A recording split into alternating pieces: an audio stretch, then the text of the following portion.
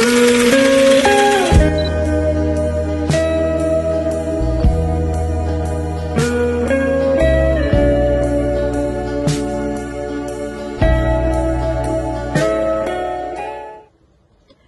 semuanya, perkenalkan nama saya Beksenia Lutfia Aksanu dengan NIM 245211301.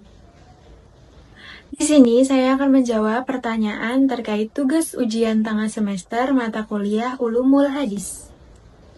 Pertanyaan pertama yaitu jelaskan pengertian dari hadis dan juga aqsal.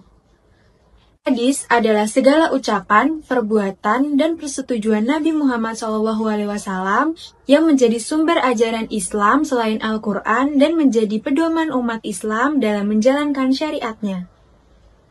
Sedangkan atsar adalah segala sesuatu yang berasal dari para sahabat atau tabi'in yang disandarkan kepada Nabi Muhammad SAW.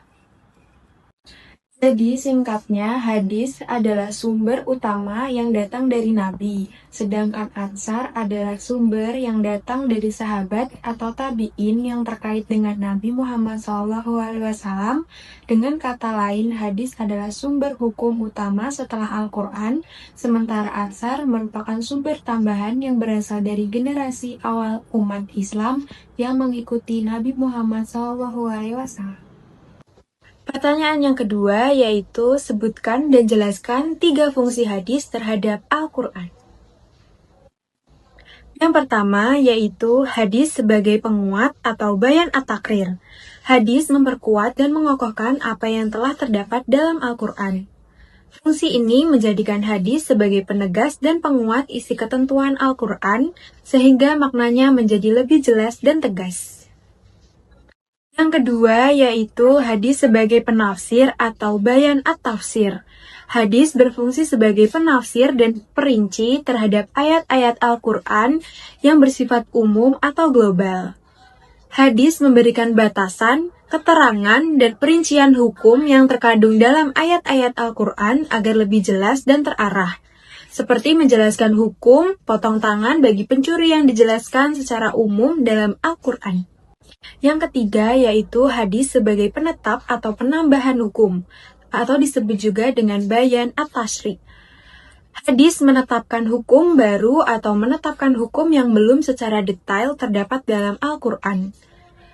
Dengan demikian, hadis melengkapi sumber hukum Islam dengan memberikan ketentuan-ketentuan rinci yang tidak disebutkan secara eksplisit dalam Al-Quran. Pertanyaan yang ketiga yaitu jelaskan secara singkat proses pengumpulan atau kodifikasi hadis. Proses pengumpulan atau kodifikasi hadis dimulai pada masa Nabi Muhammad SAW dengan pencatatan hadis oleh beberapa sahabat secara pribadi pada lembaran-lembaran kulit dan daun. Nabi memerintahkan para sahabat untuk menghafal dan menyampaikan hadis. Dan pada tahap awal ada juga larangan agar penulisan hadis tidak bercampur dengan penulisan Al-Quran guna menjaga kemurniannya. Setelah masa Nabi, terutama pada masa Khalifah Umar bin Abdul Aziz, proses kodifikasi menjadi lebih sistematis dengan perintah resmi untuk mengumpulkan hadis agar ilmu tidak hilang seiring meninggalnya para sahabat. Pada era ini, ulama-ulama seperti Muhammad bin Muslim dan Ibnu Syihab Az-Zuhri ditugaskan mengumpulkan dan mendokumentasikan hadis.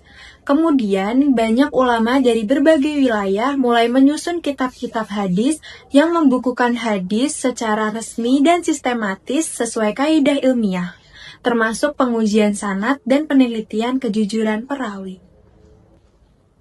Secara singkat, kodifikasi hadis adalah proses bertahap yang meliputi pengumpulan hadis dari hafalan dan catatan pribadi, lalu pengorganisasian dan penyusunan ke dalam kitab-kitab resmi untuk menjaga kelestarian dan keasliannya hadis dari Nabi Muhammad SAW. Pertanyaan yang keempat yaitu, apa itu hadis mutawatir dan apa itu hadis ahad? Hadis mutawatir adalah hadis yang diriwayatkan oleh banyak perawi di setiap tingkatan sanadnya, sehingga mustahil mereka bersepakat untuk berdusta. Hadis ini memberikan kepastian tinggi bahwa periwayatan tersebut benar-benar disampaikan oleh Nabi Muhammad SAW.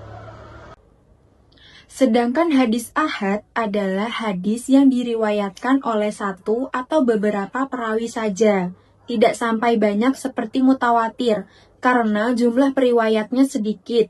Hadis ahad tidak memberikan kepastian secara mutlak seperti hadis mutawatir, tetapi tetap bisa diterima jika periwayatnya terpercaya.